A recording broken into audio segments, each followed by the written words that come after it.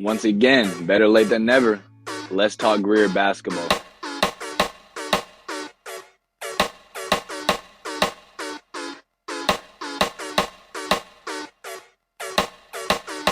And we back.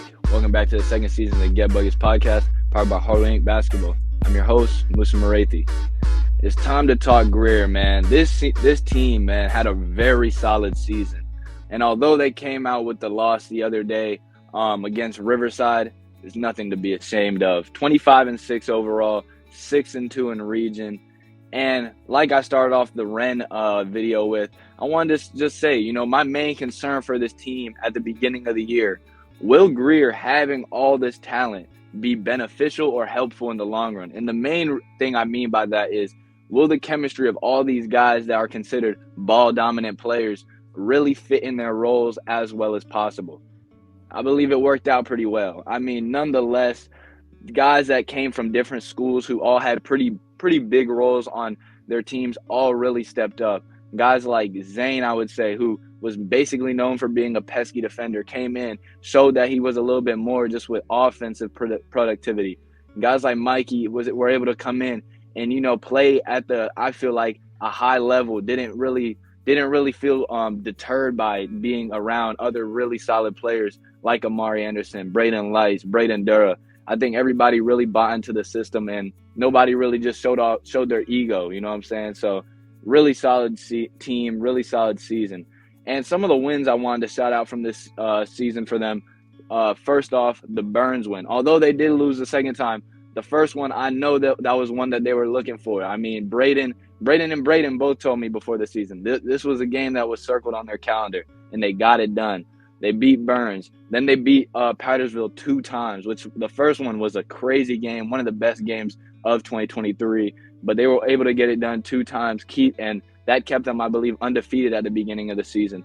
Then they beat 2A lower state champs, as we know now, Oceanside, in double overtime, which is nothing short of tough to do. I mean, they actually had lost to them earlier in the summer. So this was kind of a get-back game once again. And that Oceanside team, even though they are 2A, nothing to mess around with. Very solid team, plays to their strengths. They also beat Westside, who ended up winning their region. They beat Greenville 2 times, who we already know that game. Very difficult, very tough games. Got it done. Beat Eastside 2 times, which Eastside's a very solid team. Has one of the best scorers in the state, being Justin Ray. Beat Dorman. Very, very tough game as well. I believe they won by like 3 points. And a block shot by Zane, or I forgot who blocked the shot, but blocked Kristen Andrews' shot right at the buzzer. And then they also beat some very tough teams out of the area. And that was just great to see. And I want to move into the playoffs because these playoffs were tough, man. Especially in 4A, you weren't getting any cupcake games. I mean, they started off playoffs playing Indian Land, which I even made a video about because I knew how tough this game would be. Indian Land being one of the top, just guard-heavy teams that could probably match up with Greer. They only were able to win by 2, but they got the job done. And this was a very impressive win because, honestly, if Greer would have lost this game, man, it would have been tough to see. It would have been very tough to see, but they got it done. I believe might have been Zane, got a block near the end of the game just to secure the dub, and they were able to come out with the win in this one. Then they beat a strong Greenville team, asserted their dominance. They won off a buzzer beater the first time. This time, handled business throughout the entirety of the game.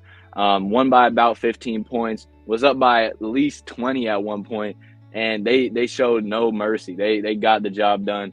And then finally moving into the third round, they beat another very ring-hungry team, being Lancaster. Lancaster lost in the 4A state championship last year, so they were really trying to come back and, go for the state championship this year. But Greer ended up winning by 12 after being even up by 20 at one point. So at this point, I was like, man, Greer's playing their best basketball.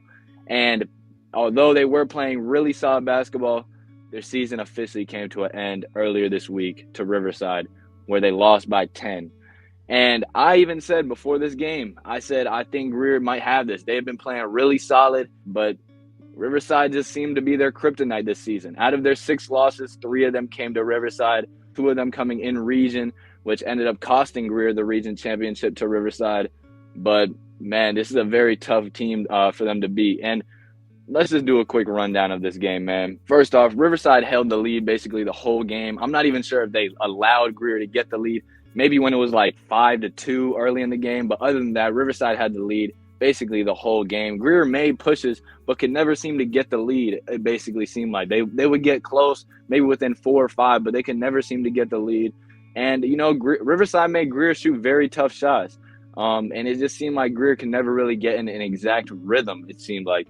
And also, Riverside simply held them off in the fourth quarter. I mean, I was watching this game live, and just in the fourth quarter, Greer it seemed like it was over. I mean, at one point, Riverside, once they got up by like 8 with 3 minutes left, it just seemed, I think Greer started having that realization that it may be over. It may be over. But another thing I wanted to highlight in this game was just Riverside's ability to get loose balls. And a lot of them, they do come. I want to shout out one guy in particular, Sabi Boyuganu, man. His ability to find the loose ball it's crazy, man. And I'd even say he got it last game for Jack Sauer to hit one of the toughest threes in the playoffs. But this Riverside's ability, I would just think that Greer would have a better knack for the ball just with all the dogs they have on the court. But Riverside's ability to get them is really tough to see. But first off, I want to talk about individual players before I move on to Greer's side. Let's start off with Riverside. First off, Julian Iturbe, just like against Catawba Ridge, this man came out sparking, hitting shots from deep, making tough shot after tough shot early in the game. He kind of cooled off later, but still obviously a guy that Greer, especially after starting off that hot, Greer had to worry about him all game long, which makes it even tougher for Greer to, even come back on them when they were already worrying about Julian.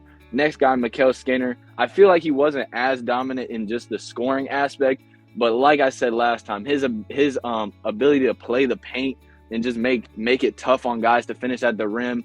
I mean, it almost seemed like, Amari, he was attacking the basket, but he was a little bit more, I wouldn't say hesitant. He wasn't going in all strong as he might normally go because, I mean, you see Mikael Skinner in there, you see Julian, it's going to be a tough to finish over those guys. But Mikael definitely held down the paint for Riverside. Reeves Garner, man, the sophomore. I want to shout out him, man. He made huge shots. He made a shot, I believe, at the end of the second quarter at the buzzer. He made free throws down the stretch that basically sealed the game for them.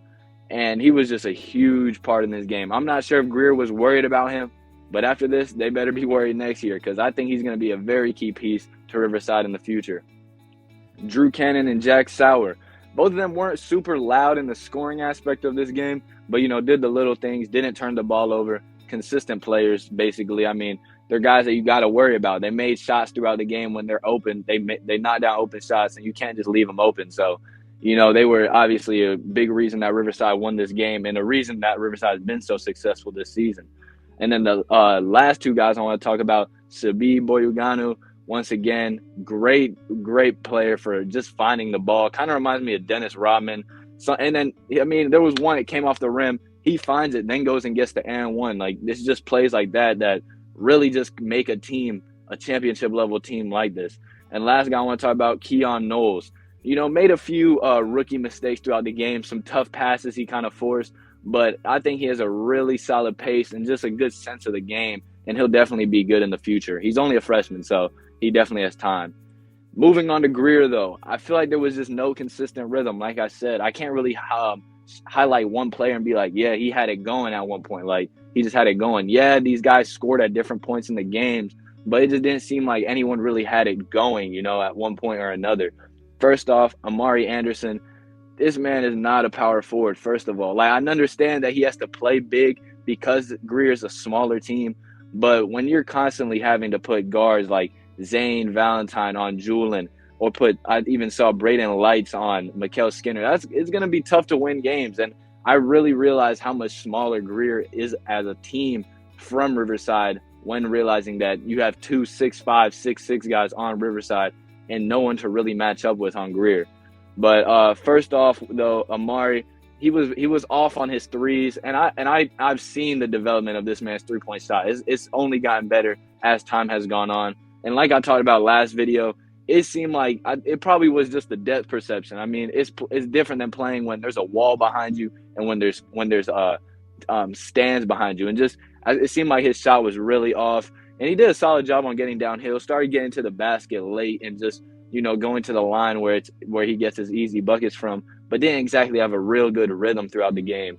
Mikey Williams, I could tell he was frustrated, man. I could tell he was frustrated. He came out early, banged the three. After that, he was trying to get to the rim, but it just seemed like it was tough for him to score down there.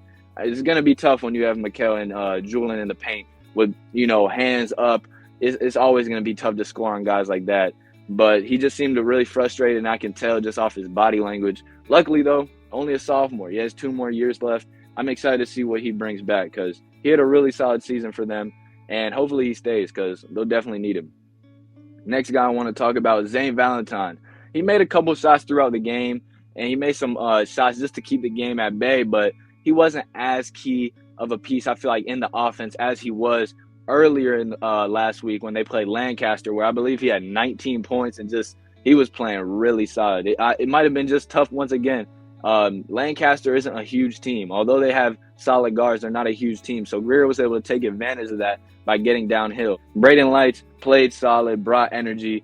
Once again, a lot of these guys, it's tough to even think. It's crazy to even think that this is the last time you'll see them in a Greer uniform. I feel like I've seen Braden Lights just in a Greer uniform for so long. I'm just used to seeing it. I expect him to be there next year. But, just thinking that this was his last game is just crazy to me. But he brought energy throughout the game, just trying to be that vocal leader for them.